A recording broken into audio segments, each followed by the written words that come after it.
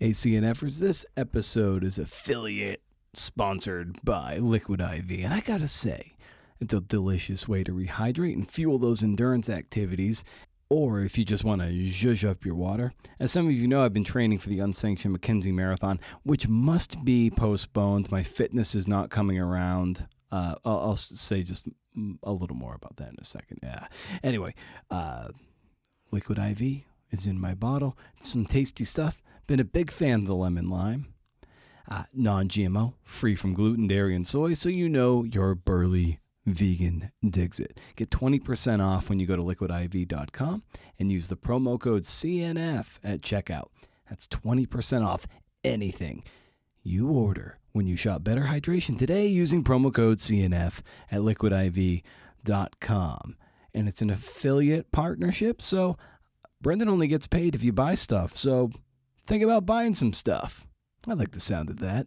I just stop writing and I go out for a coffee, and then I text 10 friends telling them I want to die.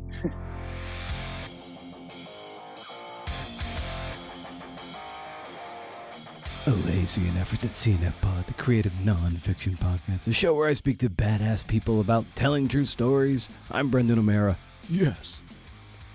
It's that atavistian time of the month, so you know, spoiler alerts. Today's guest is none other than Carlos Barragan. Now, I clipped out him pronouncing his name, and so when people have names that might be a little bit challenging for me to pronounce, I just have them say their full names, and usually I can do it. This time I wasn't so confident. Spelling is to writing as pronunciation is to audio. Anyway, his piece deals with romance scammers based out of Lagos, Nigeria, a cottage industry that exploits vulnerable, lonely people. We've likely all been tapped by a scammer of this nature. Like, I'll occasionally get a DM from someone on Twitter or Instagram, and it'll be this either a pirated image or a beautifully rendered AI-generated image of like a coquettish Japanese woman saying how much they love my work. And right there, I know we're in for a scam. I'm like, that's a lie, and you know it. That's what I think, and I just block them. But for someone who is lonely, who wants connection, who might not be armed with the right degree of internet literacy, the sharks can smell that blood. And Carlos's mother was a victim of this, and it sent Carlos on a hunt to find these, what they're called, Yahoo boys. Yahoo being just yahoo.com. Yeah, so that's the nickname. Yeah, understood. Good. Okay. Make sure you're heading over to brendanmara.com for show notes and to sign up for the Rage Against the Algorithm newsletter. Just click the lightning bolt on my website and it'll take you to rageagainstthealgorithm.substack.com. There you get some bonus stuff. There could be some bonus stuff coming down the pipe. Maybe, probably not. I don't know. Maybe. First of the month, no spam, can't beat it. As I said in the Liquid IV reading, the Mackenzie Marathon that I had originally scheduled for August 5th, which is roughly a month from now, I have to just postpone it.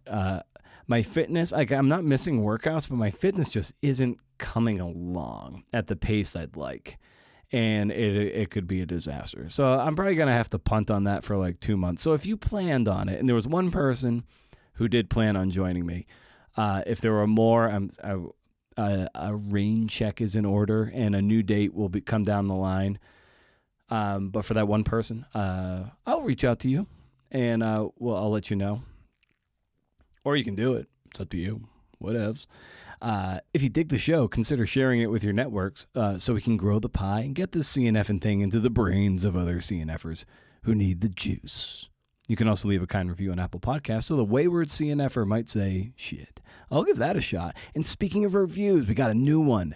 And this one is, oh man, so germane to today's conversation. And if you leave a review on the show, I always read them when they come in. It's a bit of a drought of late. So this was wonderful to get this one the other day from Agave Maria _ Here it is, my favorite writing podcast. Aw. I've learned so much from this podcast. Brendan O'Meara is an excellent host who's able to dig into deep conversations about writing craft and practices with his guests. He doesn't shy away from talking about the messy parts of the writing too, the insecurities, the difficulty of making time, and all the other challenges that writers often face. Listening helps me feel like I'm not alone in that struggle and gives me valuable ideas for moving through challenges. And here we go. This is the real part that makes it germane to today. I especially love the Atavist features, and look forward to my monthly ritual of listening to O'Meara's conversations with Atavist editors and writers. I hope anyone reading this finds as much joy, solidarity, and learning as I've found through listening to the CNF podcast. That's a home run review right there. Thank you, Agave Maria _ Amazing stuff. So cool. And I just love that I get to read that review on the day that I'm putting out another Atavist interview. There's also patreon.com/CNFpod. If you want to drop a few bucks in the hat, if you glean some value, show is free, but it sure as hell ain't cheap. I'm wrapping up some of the one-on-ones that I'm doing with some patrons so far of any tier. It's not necessarily going to be a regular thing, but I threw it out there, and a chunk of the Patreon audience took advantage of it. Sometimes all you need to do is talk things out, and that's what we've been doing. Going to close off that spigot very soon, so get in on it while you can. Lastly, we're going to do a shout out to Athletic Brewing, best damn non-alcoholic beer out there. And that could be some of the reason why my fitness isn't coming along. Yeah, not a paid plug, but I'm a brand ambassador, not because I'm drinking too much Athletic, because I'm drinking other things that do have alcohol in it. I'm a brand ambassador for Athletic, and I want to celebrate this amazing product. Go to athleticbrewing.com, use my my referral link, and use the promo code BrendanO20 at checkout, and you get a nice little discount on your first order. I don't get any money, and they're not officially a sponsor of the podcast. I just get points for swag and beer. Give it a shot. Give it a can. Okay, here we go. First, we're going to hear from lead editor-in-chief, and author of Sisters in Hate, Sayward Darby. Okay? That's how we do it around here. You ready to rock? I said, are you ready to rock?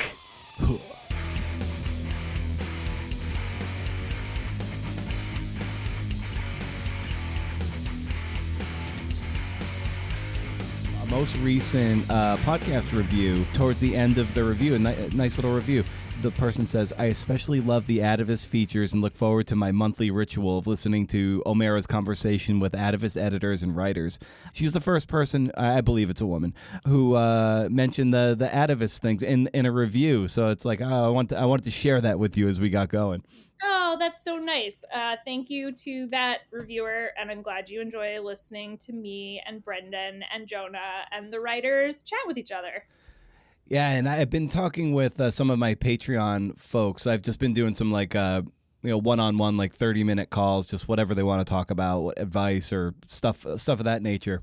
And a couple have brought up the Atavist ones also, and because they tend to be more journalistically grounded, and we get the editor writer side of the table. So I think people are really like to whether they're reporters or journalists or not, I think they're really gleaning some really cool insights from your side of the table, the more journalism heavy nature of the conversation and stuff, the pitches and all that. So people, I think, are really they're really resonating with them. So I'm just so glad we continue to do this. Yeah, no, me too. And I think it's important. Journalism, particularly this kind of journalism, is such a collaborative process. And so, really understanding what goes in on all sides is illuminating. So, so I'm glad people are enjoying it. Thanks, people. Carlos's piece here, this takes him. I mean, I believe he grew up in Spain, and this piece took him to Nigeria. And so a bit of a globetrotter in that sense. So with this particular piece, when it came across your desk, I always like getting a sense of what electricity you felt coming off this pitch and what made you really want to lean into it. Yeah. I think that we get a good number of sort of personal essay pitches, and almost all of them don't really work for us because they don't necessarily have narrative elements in of the kind that we're looking for. And my sort of gold standard, and I think this piece was before we started doing CNF episodes together, but the gold standard for me is this piece called Lost in Summerland by Barrett Swanson, where he goes with his brother, who believes he can communicate with the dead, to the largest gathering of psychics and mediums in the world. And it's a travel story. I think it was actually in Best American Travel Writing, but it's a in addition to being a travel story, which gives it a bit of a narrative thrust to begin with, as travel stories do. There are also these personal revelations that happen along the way, and by the time you get to the end, you kind of realize that all along a different question, like the writer was seeking an answer to a different question than he realized he was asking at all. And I felt like Carlos's piece had very similar elements. Topics incredibly different. Their vantage in life is very different. Carlos is just finishing. I think he's just finishing his master's in journalism at Columbia. And so what I was really taken with was this combination of really getting into a subculture that I, have obviously heard about. We've all read the headlines about romance scamming and people, losing savings and, going into debt to give money to, people they've never met but believe they're in love with. But he really got behind the curtain and gained, the trust of some of these scammers. And so you really got a sense of what this culture is like. And he was very, I think, respectful and compassionate. Also injects it with some humor. And then on top of that, there was this personal element, which was that his mother had been scammed. He really wanted to understand how that had happened. And so, he goes to Nigeria looking for his mom's scammer, and then kind of realizes by the end that all along he wasn't totally looking for the scammer. He was actually looking for something else, to an answer to a different question than, who is this person that scammed my mom? I mean, to be totally frank, I was like, gosh, I want to read about romance scammers. People want to read about romance scammers. Like, it's just a sort of interesting lens into a phenomenon that's going on right now. And then on top of that, I thought that it had, this nice mix of reporting and personal elements. So yeah, so that was kind of the feeling when I got it. Well, there's always, I think every single one of us has been spammed by someone, be it email or DMs or people trying to follow us on various social media platforms that have this element of they're phishing, they're trying to engender they're trying to get their tentacles into your life somehow. And so when I started reading this, I'm like, oh wow, this is amazing that he's gonna, like you were saying, get behind the curtain of the people who are actually trying to scam you. And it was just like, I felt, I'm like, all right, at least at this period in my life, I have internet literacy to the point where I can recognize this. But it also terrifies me because what's going to happen in like 30 years? Like, what's going to be the scammer du jour at that time? Be like, all right, this sounds legit. Here's my bank account. Yeah. I think it's a totally fair question.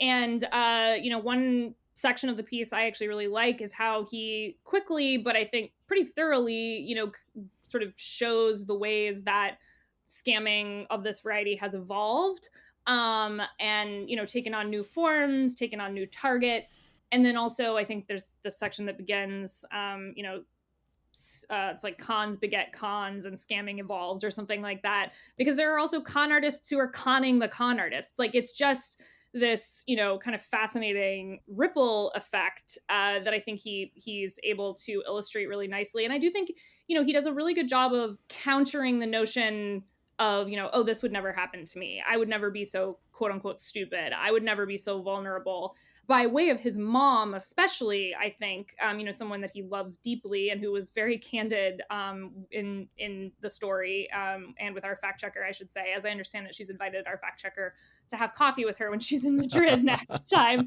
So, but I think that that's a really nice way of humanizing both sides of the equation, right? The side, because he gets to know some of the scammers that he spends a lot of time with in Nigeria, And he really humanizes their side of the story, but then he humanizes the side of targets, victims, whatever you want to call them. And I think that that's, the real special quality of the story is the humanization that he's able to bring to it. Yeah, in this piece, and I'm glad you brought up the personal essay slant of it. How would this piece? I think this piece could have very well worked had it not been personally driven as well. If it was just like Scott Eden doing his investigative stuff on like the gold mines in Peru. I think granted he injects himself in that towards the end, but it's like I feel like this piece could have just been like that as well. How might this piece have been different if that was kind of the angle too? Because to me, I still think it could have worked also. Yeah, I think that's a fair point. I think that the version, and please correct me if I'm wrong, that you're kind of describing is more, inside the world of Nigeria's romance scammers, right? Like peeling back the curtain. You don't peel a curtain, pulling back the curtain to really understand who these people are. To me, that's a more traditional feature than it is a narrative, because you're probably going to be bouncing around a bit. You're going to get into the statistics of things, the 1.3 billion that romance scamming cost Americans in 2021, which is just an astonishing number. The untold number of scammers there are in Nigeria. I mean, some people think it might be in the millions. Like it's, really sort of painting a picture, right, of this phenomenon. And I think for Atavist purposes, the personal element is really what gives it that narrative thread and that backbone. Like we keep coming back to the question of, who is Carlos looking for? What is he hoping to find? And, where is he going to end? Like what resolution in whatever direction is he going to come to? And so to me, that personal element was the thing that really helped us shape it into an Atavist narrative, as opposed to, a more traditional magazine feature, which isn't to say that, without the personal element, we couldn't have found a way to make it work for the Atavist. But I think some other things would have needed to happen from a narrative standpoint that I'm not sure did happen in the course of the reporting. And so, for me, as soon as I read the pitch, and then he actually had a draft more or less written because he'd been working on it for his program at Columbia, really the personal element stood out to me, and I saw how that could be sort of our anchor as we went through it, and returning to this question of what happened to his mom, why did it happen, and how his thinking about it changes in the course of this journey. Yeah, I love how the first person well deployed becomes a very good storytelling device, and that works very well here. I think so too. And, I mean, I generally am a fan of first person, not for the sake of it, not for the sake of using I and me, but oftentimes I do feel like the sort of prohibition that existed on it for the longest time did a disservice to some stories, because, putting oneself in it is often, a helpful way of seeing things more clearly, more genuinely, and I think that Carlos's like unique first person perspective was, I don't know, he kind of becomes the reader's eyes in the story, but at the same time, he interrogates himself, like he turns his own lens on himself, which I think by the end is where the story sort of lands, is that he realizes he needs to turn around and take a look in the mirror and sort of question some of his own questions, if you will. So I'm glad the first person worked for you. And I always love getting a sense of the editorial challenges that you face as you're trying to shape the piece into its best possible version. And so what were any challenges that you encountered here just on your side of the table to manifest the best version of Carlos's story? The version he initially sent was long, I think longer than it felt like the story needed to be. And so there was just a lot of, trimming and shaping and figuring out what felt essential and what didn't. And I feel like Carlos will be the first to tell you this, English is not his first language. And so this is the first time he's written something of, such length and depth in English. And so, I have no problem with that, obviously. But I think, that's always an interesting challenge as an editor, particularly when it comes to articulating some of that first person stuff. Because, you can tell me something that you saw, and, I too can look at it potentially. I can Google it and be like, oh, okay, this is what it looks like. I can help you describe it. But getting, somebody to sort of articulate a metaphor or something about, their thinking of themselves or whatever, that can take a bit more back and forth just because things can get lost in translation. So there were a couple of points in the piece where, we went back and forth a little bit more, and it was more of that first person stuff. And Carlos was great in saying, I would say, I think maybe this is what you're trying to say. And he would say, no, that's actually not what I'm trying to say, and sort of working to get to a point where, it worked for him, it worked for me. But, I think, I don't know, one of the pleasures of being an editor is being challenged in that way sometimes. So very nice. Well, I want to turn this over to Carlos, and we'll have a conversation with him about this piece and his mom and how everything tied together. But as always, Sayward, it's always great to get your insights from your side of the table. So thanks for the time as always. Thanks so much, Brendan.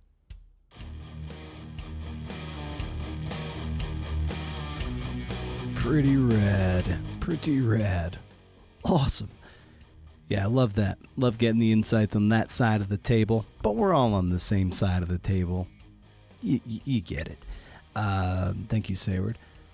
Now we're going to talk to Carlos. And this piece is Atavist rarely does things that are like personal essay in nature, but that's where you get the narrative revelation of this piece. It's a necessary element, a necessary device, and it's going to be really cool to hear how Carlos processed that and the, for lack of a better term, the manhunt that he was on to seek a better understanding of his mother via this journey. It's really well done, and it's such a cool piece, and I'm glad that you're going to get to hear Carlos talk about this piece for the Atavist right now.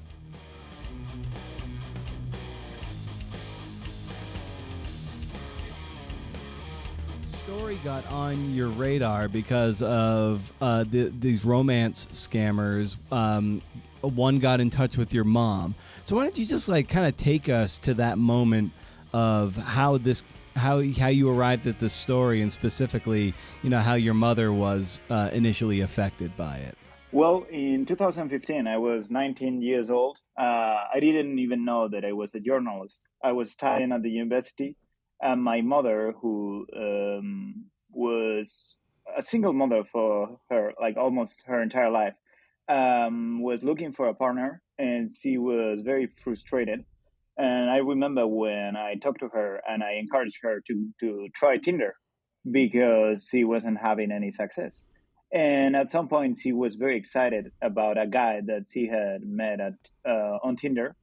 And at some point, of course, her sons, my brothers and me, we weren't very excited. We just, I don't know how to put it, but we were like, okay, mom, good for you.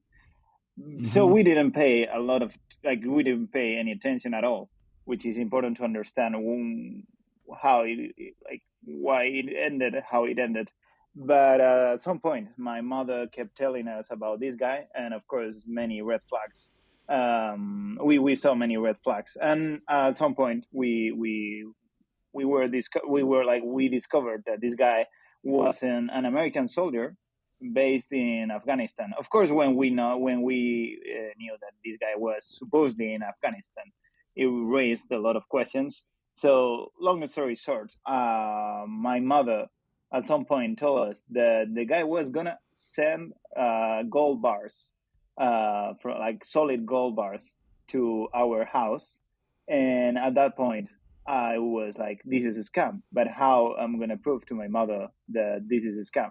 So after that, I kept thinking, and I found a way to prove it to her, and for a while, in a couple of days, my mother understood that she was being targeted, that it was a scam, and it was pretty bleak, but only for 1 or 2 days, because I don't know, my mother was very resilient, and she understood pretty quickly when I saw to her that the emails weren't coming from Syria or Afghanistan, but they were coming from Lagos.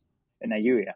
So I'm gonna fast forward to the minute I decided to write this story, because Yeah. we, as a family, we tried to forget about that, because for my mother it was very embarrassing.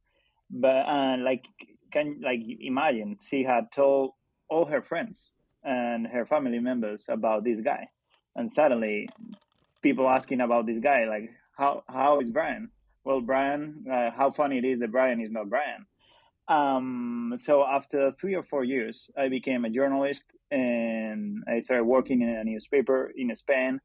And I was a bit obsessed with that story, but I didn't know how to tell it. And I remember that at some point I read in, I think it was the Washington Post, an article about Roman scams. And for me, Roman scams was a personal story, but I never had thought about that as a global problem. And when I read that story, I understood that there was a whole story behind my mother's scam. So at that moment, I started thinking about a way to tell the story. And when the pandemic started, my mother was very very lonely, and I remember thinking Hmm. about this story, and that's when I decided that I wanted to know what was going on in Nigeria. So how logistically speaking, how do you start to arrange and get access to a fixer, to someone in Lagos that can let you behind the curtain in this subculture of romance scammers? That's a very good question, because at the beginning I was very optimistic. Like, I thought that I was gonna find my mother's scammer. I didn't know what was the scope of the problem. So I started reading other articles, and I found that there were a lot of them. There's a very good documentary from the New York Times about something similar that happened in Miami, and the reporter Jack Nickas went to Lagos for 5 days, and I contacted him and I told him my story, and he was very kind, and he gave me the contact of his fixer. That, funny enough, the contact that he gave me was from a fixer that they had not hired at the beginning. They were here in Nigeria, and the fixer that they hired didn't work out, and then they met this guy that's now my fixer, my friend Buki Amoseni. And thanks to this guy, I could travel to Nigeria, and he introduced me to other Yahoo boys. The funny thing, well, now it's funny, but at that moment it wasn't funny, was that when I traveled here to Nigeria, first of all, I met Buki, and Buki introduced me to other Yahoo boys, in particular to Biggie, who is a Yahoo boy that I quoted in the story. But after 24 hours, Buki was very ill, and he was sleeping at the hotel the whole day. So I was in Lagos with this Yahoo boy who was barely, like, yeah, he was like 29, and I was a bit like, wow, what's going on? What should I do? But in terms of the story, it was better because I'm not gonna say that we became friends, but in a way, Biggie and I, we got very close to each other. And Buki was sent to the hospital, and suddenly my new fixer was a Yahoo boy who helped me met other Yahoo boys, and specifically, he thanks to that, I happened to see more about his life. He was more human in a way, because he was not only a Yahoo boy, but he was a person. He was living with me. He was taking me everywhere. He was showing me his conversations, and I think that it was a bit like accidentally, but I met a Yahoo boy and all others through him as well, by chance. Yeah, what was your assumption of what the Yahoo Boys would be before you met them, and then once you met them, and especially with Biggie, who was your fixer essentially? Like, how did your assumptions and your impressions of them change over time? At the beginning, I had a few problems picturing them, because if you go to the internet, there are many articles about Roman scams. There are many victims on the internet. telling their stories. Well, not that many because it promotes a lot of same. But what it's really difficult to find is like stories about Yahoo Boys, and of course you can find a story that like picture them as callous people that are like also sallow, Mm-hmm. and they are very like evil, and of course some of them they are, but it's more complex than that. And at the beginning I was like probably influenced by that idea, but when I met them I was surprised because especially I had this idea of the Nigerian prince, which is like a bit of a cliche. I had this idea of like whenever you go to Twitter or Instagram you get messages from scammers who are like, it's obviously a scam. And the what changed in my mind was that I realized these guys, some of them, they were very smart. They something, for example, I'm gonna give you an example. I was struck. I was like really surprised by the fact that some of them could spend 1 or 2 months talking to a victim without asking for money, and that's wild. And like how much, like how the time and the resources they have to put into the victims. So these guys are guys who are like thinking about this 24/7 because, well, and also there is for sure the problem about poverty, that if you ask here why they are doing it, it's like poverty is number one reason they give.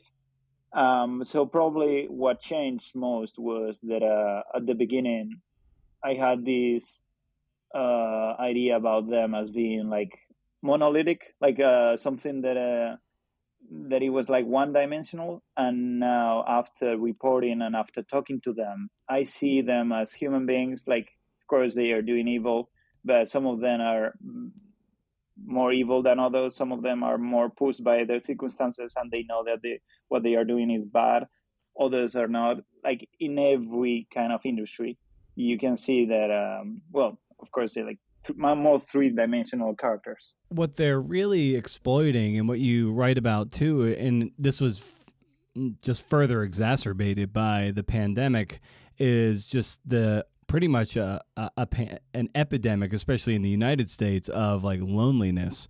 So so what struck you about just the loneliness crisis that we might have, in Europe or the United States? And it's something that really affected your mom too at this time. Totally. I had that angle from the beginning because writing this piece and thinking about the project, I've realized that writing about loneliness, especially writing about other people's loneliness, is really hard. Because when a person is lonely or is like living alone, you are not seeing it. And it's not that easy for a lonely person to describe their loneliness. I'm not sure why, but it's hard. Whenever I've talked to other Roman scam victims, they struggle. And it was one of the first questions, well, if not the first, one of the topics that was raised over and over in my interviews, not only with Roman scam victims or their families, but also with Yahoo Boys. And the smartest ones knew what's going on in Europe and in the US, probably in the Western world, with loneliness, because all of them, they always point out that the thing that, like, the most important thing wasn't love, or like the most important thing was attention. And it took a while for me to realize that there are so many people. Most of them are older, but not everybody, but so many people around us, they don't talk to anyone. Like, they wake up and they don't have messages. They go to sleep and they don't have messages. They have talked to nobody. And after a while, just receiving an "How was your day, babe?" That was how Biggie put it to me. Mm. The Yahoo boy. That's very important to some people, and it's something that is wild because here in Nigeria, as in other Western African countries, they always tell me that their concept of loneliness is different. Like, I remember talking to a Yahoo boy girlfriend, and she was very dismissive of the victims because they were like, here in Nigeria, for example, when we are lonely, we go to see our brother or our sister. We go to their house, but not in America or in Europe. If you're lonely, you go to the internet and you send money to someone that you've never met. Of course, this is her way of seeing things, but like very bluntly.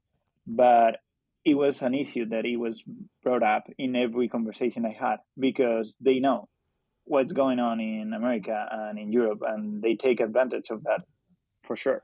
What was really not chilling might be the wrong word, but was when you showed a message that the scammer Brian had sent your mom, and you show I think you showed it to Biggie, and he read it and he was like, "Oh, that guy's good," and then he said of your mom like she was ready.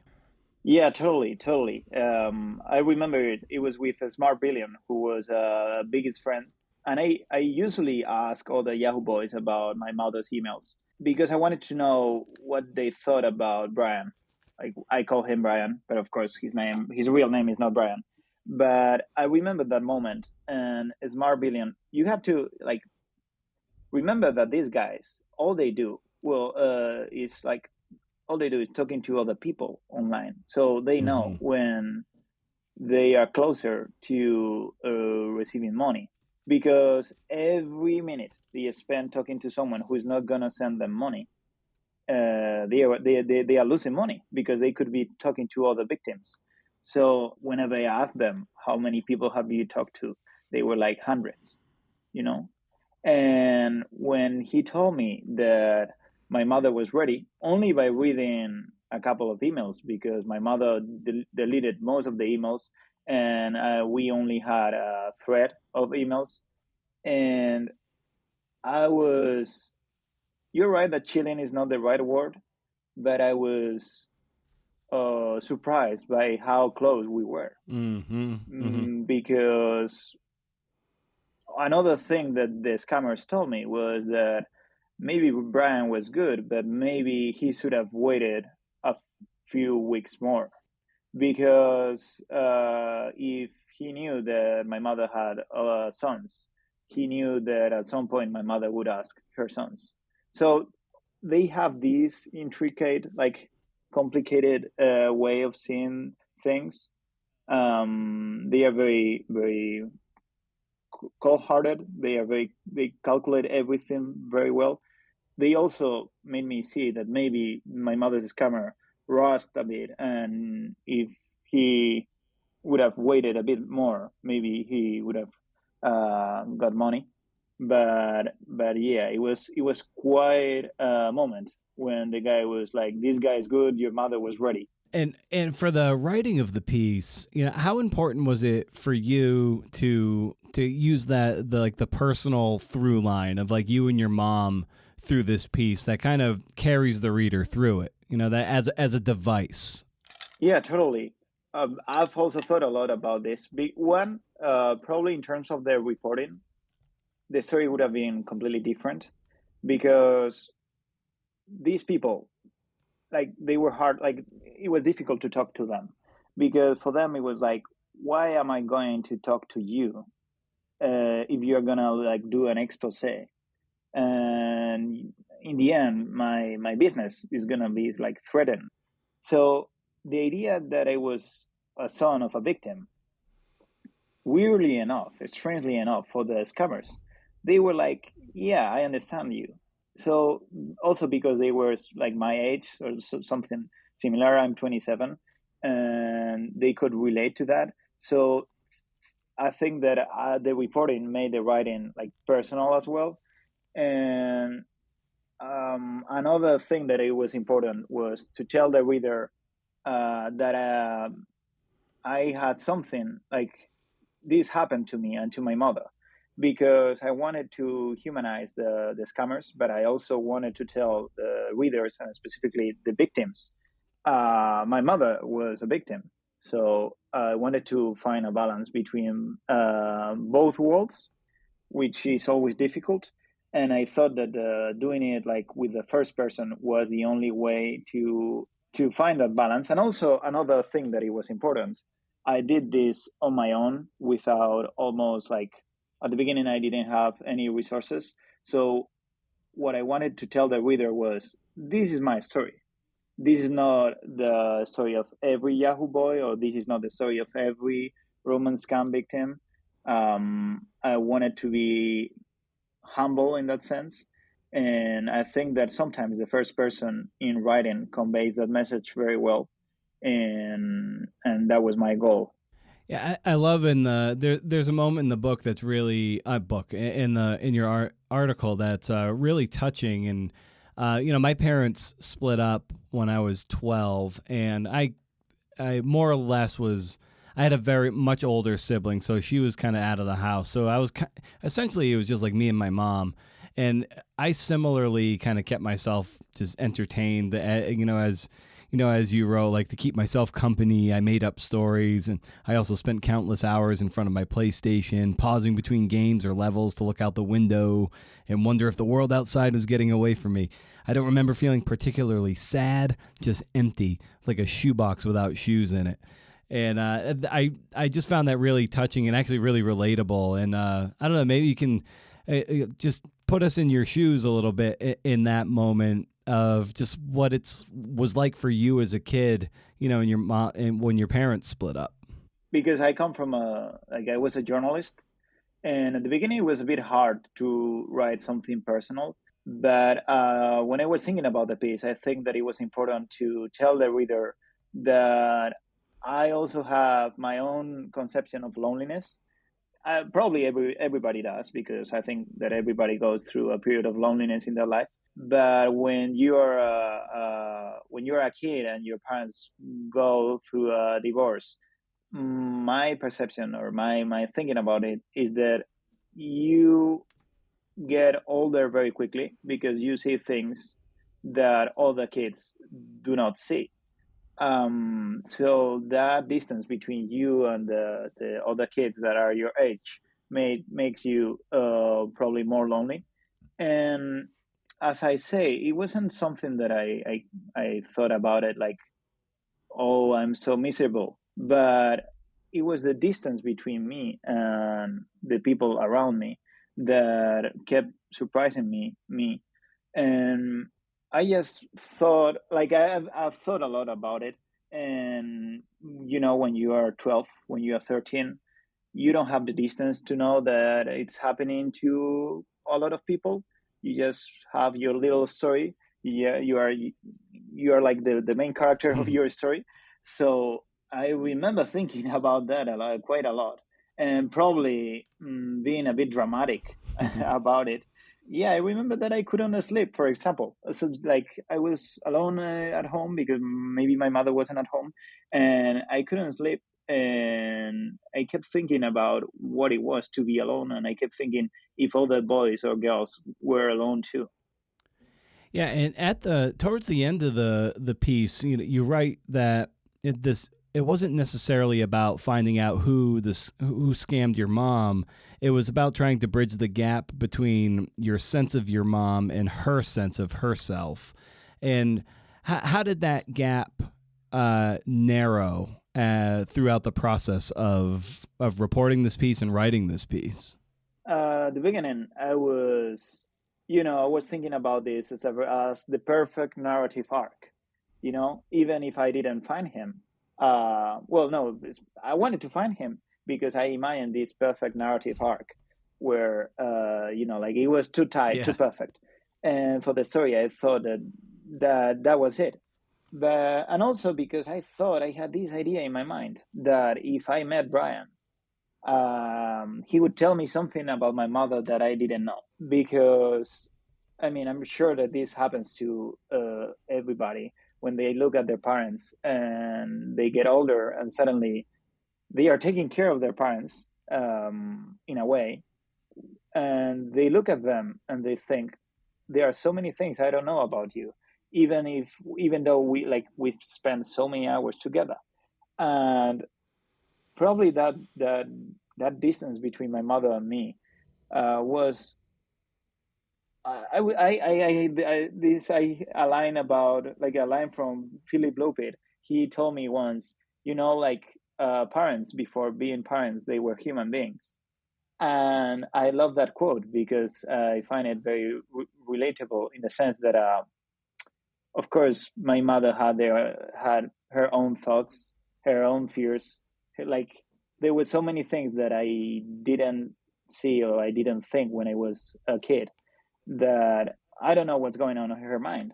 And of course, after the story, I don't think that now I know more, but probably I'm more aware that that distance sometimes is impossible to erase. But if you are more aware of that distance, maybe you can be closer to the people that you love.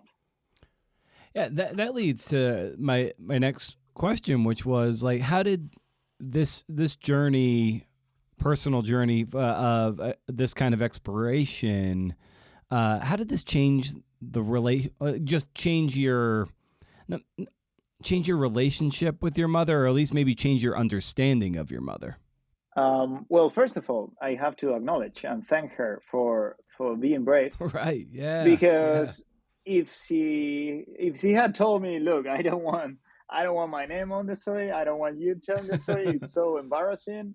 I wouldn't have told the story, of course. So my mother from the beginning, she was excited, elated on like because I was writing the story, and her main motivation was that she kept telling me and my brothers, I wasn't scammed because of my sons, but if you had not been there, probably I would have been scammed. Like I would have sent money, and I'm sure that it's happening to so many women. My mother believes that it's only happening to women, but it's happening to men as well. But her point was, let's try to help those women who are more lonely than I am.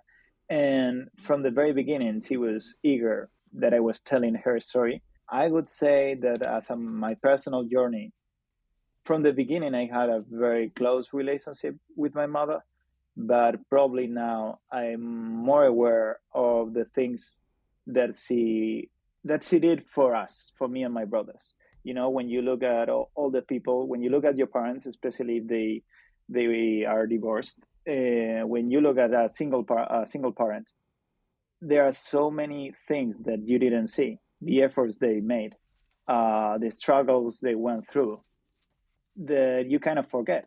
At least in the case of my mother, taking care of us, working hard, and paying for our education and for everything, sometimes meant not going out, not meeting other people, and that's something that before writing this story, I thought I didn't think. So probably I'm more aware of my mother's efforts to raise us.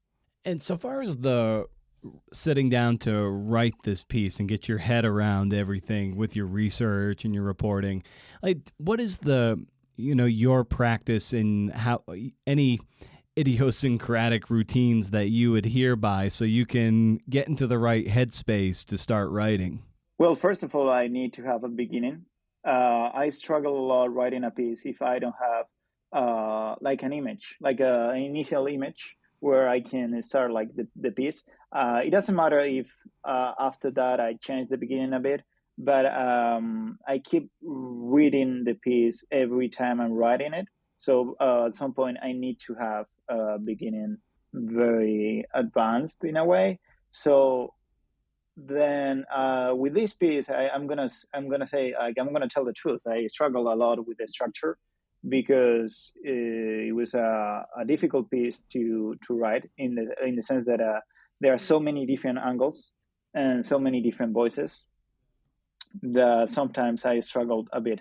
But I have to say that, and this might sound counterintuitive or a bit weird, but I'm a Spanish writer, and this is the first like long piece that I've ever written in English. But in some way, I think, of course, it was hard, but in some way, I think that was an advantage because when you have less tools, like what you can do, and you know what you can't Hmm. do. So in that sense, the writing came easier. And probably I always had this idea that probably the piece was something like a coming of age book. I hate that expression. I don't know why I said it, but I always had this idea that the because I didn't find the guy, there had to be some kind of moral evolution to the character, to who was me. But of course, it couldn't be something very obvious, because then if it's too tight, too perfect, the reader will notice, and I usually hate that as well. So it was like building the structure was this difficult, like building this kind of building, where you have to do one thing without doing it. We like it might sound weird, but yeah, I was always trying to build that moral evolution of the character without being too present. Yeah, well, without it being tied up nicely, where you get to confront the scammer who scams your mom. It's like the journey then becomes more internal, and the revelation is discoveries you and a greater understanding that you have with your mother. And I think that is its own payoff, and in the end. Totally, and I've also thought a lot about it. Like, what would I have done if I had met Brian? I don't think that piece would have changed at all, because when you talk to these scammers, and for them, look, they call their victims clients. So probably my mother for Brian was another client, and at some point I learned that my like Brian was anyone that were like anyone that was doing the scam. So even in Nigeria, when I was here, when I was there, I realized that talking to the scammers, in a way, I was talking to Brian, because they were telling me something probably very similar to what Brian would have told me. And also, there was a point where I kept thinking, if these Yahoo boys are like masterminds, then I can understand why it happened to my mother, you know? Of course, after 2 or 3 days talking to them, I realized that some of them were smart, some of them were a bit callous, but I also realized that what they were doing wasn't anything special. Sometimes speaking, like what they were saying was riddled with cliches, and what I realized was that I could learn more from my mother about this than from them. And in that way, yeah, totally, it was like an internal kind of trip. But I had to come here to understand that, which at the beginning, when I was writing this, I was a bit frustrated, because I didn't want to say I had to go all the way to Nigeria to understand my mother's loneliness. I think it was part of the process. And I think that, as you said before, because of that trip, because I saw what the Yahoo Boys are doing, because I met all the victims, and this is important, because as a reporter and a writer, it's weird. Like, you feel like you find easier to report on other people that you don't know than to do reporting inside your own family, probably because you are more prone to judge them. And when I saw other victims' loneliness, when I saw their problems, when I saw their broken dreams, then it became easier for me to understand what my mother had gone through. That it was a very universal experience. So yeah, in that sense, it took a while for me to understand that the trip for that internal, like the real trip, it was necessary for that internal trip that you are mentioning. What would you say your relationship is to loneliness these days? Ooh, that's a good question. That's a good question. Mm, I don't know what you think, but when you were lonely or where you were alone as a child, you have a different relationship to loneliness in the sense that I'm quite chill with it now. Like I need to be alone sometimes. I know that it's important to differentiate between being alone and being lonely, but it's not something that I worry about. But I've also realized, talking to my mother and other victims, that loneliness is mostly like a transition or like a period of your life that something happened to you. Like it's important to highlight that almost every Roman scam victim have gone through some sort of trauma. I've talked a lot with friends about this piece and about loneliness, and I think that everybody or almost everybody go through a period of loneliness in their life. And now I'm not in one of them, fortunately, but I think that yeah, that probably everybody goes through them, and it's hard to well I'm thinking about a quote. I can't remember what the quote was and who said it, but it was something like, I think it was Olivia Lang, when she wrote about New York and loneliness. It was a quote from the book, and it said something like, when people go through a period of loneliness, after that, they want to forget about their loneliness and they don't remember it. And if you think about it, whenever someone tells you that she or he they are lonely, it raises like an immediate suspicion on the person that is saying that. So I wonder why that is. When you're stuck writing a piece, and maybe you experience that with this one, like who did you like confide in, and how do you talk through any problem you have with synthesizing a piece, when you feel stuck? Well, first, I try to avoid telling what I'm writing to Mm-hmm. many people. Sometimes I failed, and I become this person who is always talking about the same thing, so something that I hate. First of all, I try to avoid, like, first of all, I try to read it out loud and to try to see where the problem is. And then, probably because of the English language I mentioned before, I keep thinking about images, and I think that that's very helpful for the reader, especially for the beginning, but for the every beginning of a different section. And at some point, if I'm still stuck, I shared my problems with writing colleagues or maybe reporters that are also eager to help. But at some point, I found, and I've learned in this process, that you have to do it yourself, or maybe when you are in the editing process that improves. But it's wild how you're writing something, you're stuck on it, on a piece, and then you go out for a walk, or you go out for a run, or maybe you just stop writing for a few days, and then the solution comes up. So I think that's my answer. If I have a problem in terms of a structure that I can't resolve, I just stop writing and I go out for a coffee, and then I text 10 friends telling them I want to die. Yeah, I hear you there. That's like when you're sitting down to write, are you much of an outliner, or for when you're thinking about structure?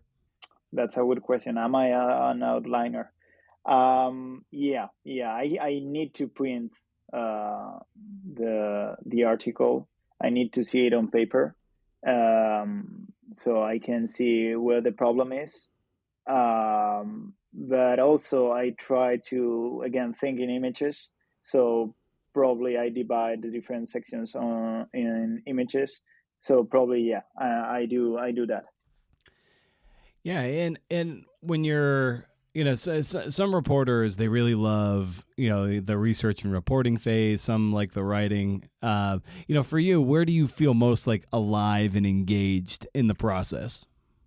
Okay, probably this sounds like cliché because I've heard so many writers talking about this. But for me, I mean, it's true. When you have written the piece and you are editing and you have like 90% of the piece and you see like the light Hmm. at the end of the tunnel, that's for me the best part. Reporting is also quite good, quite funny as like quite fun as well. The other day I went to see book presentation by Patrick Radden-Keefe, a writer Oh that I yeah, really he's great. admire, Yeah. and yeah, he's great. He was saying something very interesting, that whenever he's doing like interviewing a person or when he's doing research, he's also thinking in terms of their writing. Probably that's my favorite part as well. I know that I have to get better because sometimes it's really hard to think, to ask questions and at the same time think in terms of the narrative. But for example, when I'm out in a car in Lagos, or where, for example, when I'm with the juju priest in the outskirts of Lagos, and I'm asking him questions. I also try to picture that scene in terms of the narrative, and for me, that's the more like the most fun part of writing the story, because it's like building like, yeah, like a puzzle. So it's quite fun. Then of course the hardest part is just sit and write, because you have the pieces of the puzzle, but you have no idea how to do it. Well, that's the challenge too.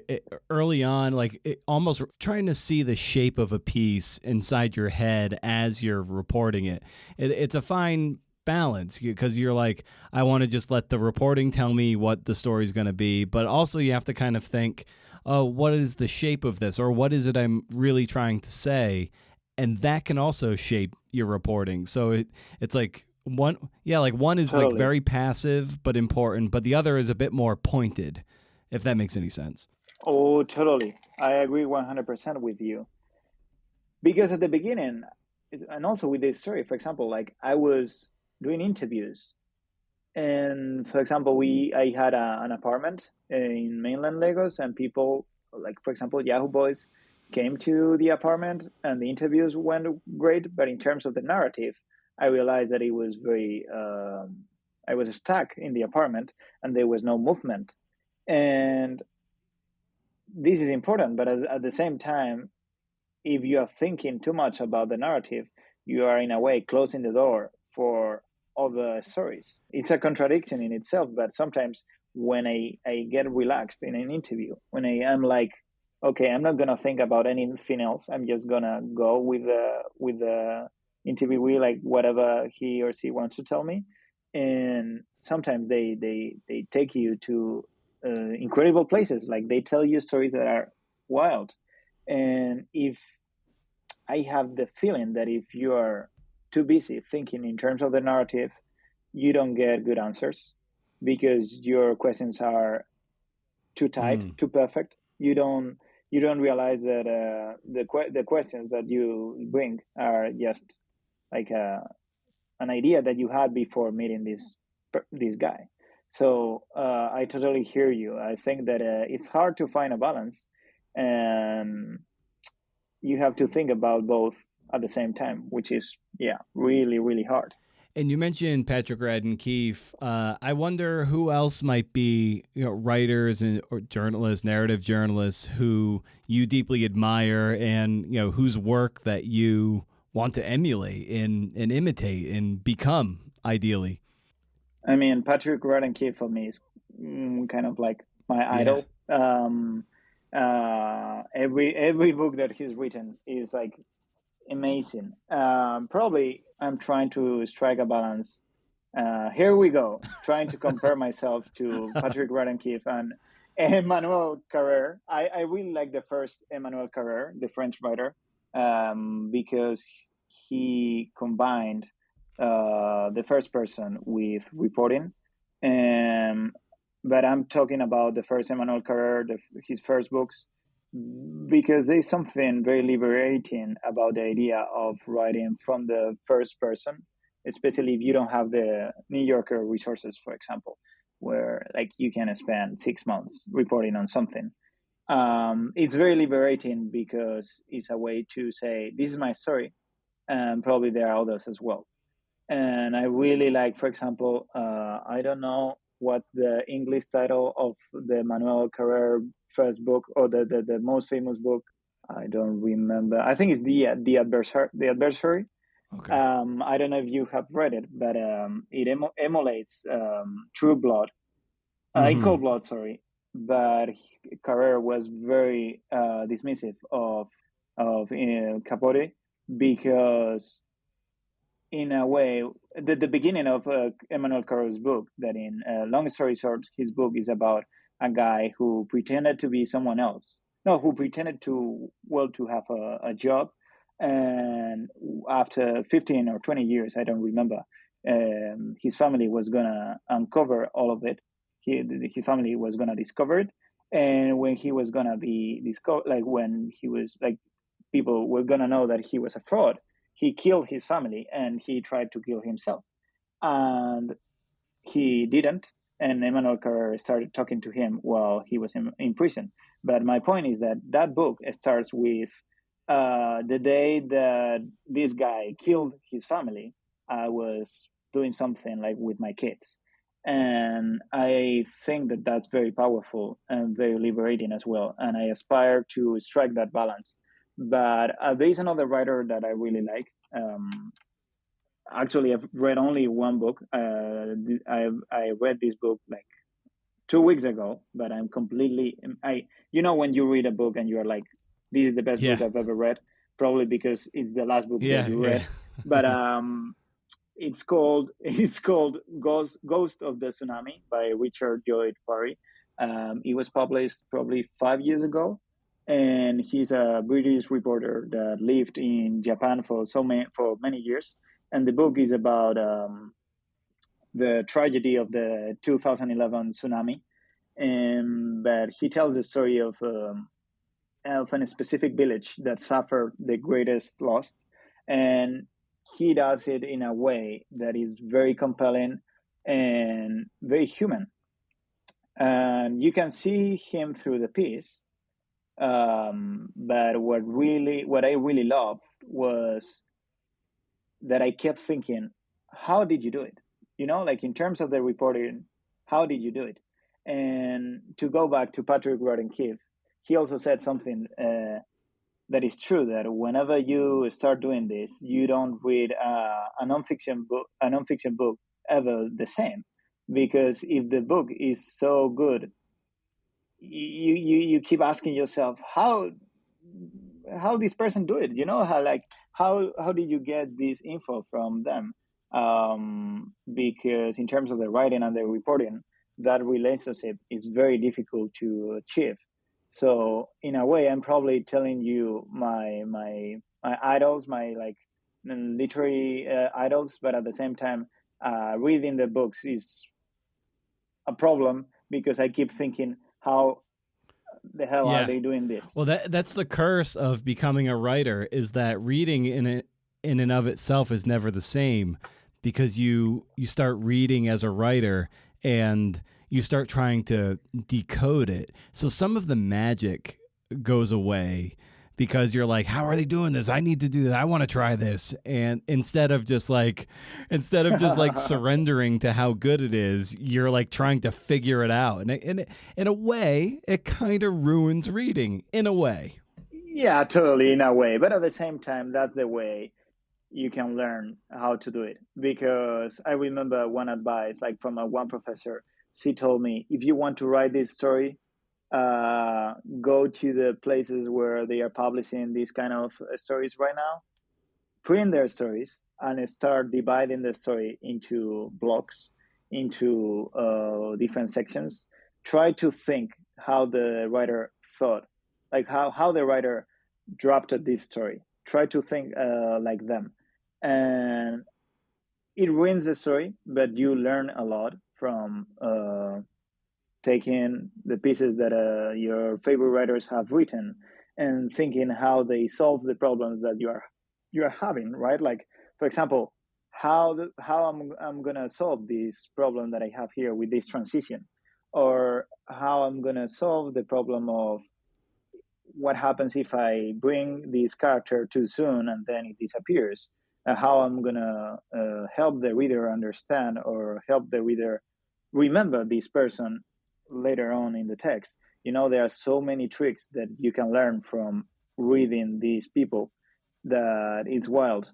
And there are things that I'm saying right now that I want to do after this interview, because I think there are much more things that I can learn from reading Patrick Radden Keefe than what I thought. So yeah, if you take a piece from, or like a book from your favorite writer, and you start like thinking in terms of the structure, thinking in terms of the style, thinking in terms of each paragraph, what's the goal of each paragraph. You might get crazy, but like getting crazy, you will learn a lot from it. Oh, I love that. Well, Carlos, I like to end these conversations by asking the guest, you in this case, a recommendation for the listeners out there, and that can just be anything you're excited about, a TV show, a book, or a brand of socks that you really like. So I'll leave that up to you. What would you recommend for the listeners out there? Oh, well, I thought about that book, The Ghost of the Tsunami, but I'm gonna recommend a different one. And as a Spaniard, I'm gonna recommend a book called The Forging of a Rebel by journalist and writer Arturo Barea. He was a writer in the 20th century during the Civil War in Spain, and he wrote a trilogy called The Forging of a Rebel that is probably my favorite book of all times. I gave it to a few people maybe in the last few years, and I'm quite obsessed with it because I think that in the three books, one of them is about his upbringing in Madrid in the 1920s, like a poor neighborhood. The second one is about a war that happened in Morocco later on, and the third one is about the Civil War. And Arturo Barea was in the side of the Republicans. He had to he had to go to London because of the dictatorship, and he died there. He died in the exile. And reading this book, you learn so much about writing, but also about living. And he has a quote that is amazing. I don't remember the particular quote in English, but I'm gonna destroy the quote. I'm sorry, Arturo Barea's relatives, but it's something like to write truthfully, to write like with truth. You really have to live truthfully, and I think that's beautiful. And I try to remember every day that if you really want to write truthfully, you have to try to live first, to have experiences, to know more about people, to be more a human being.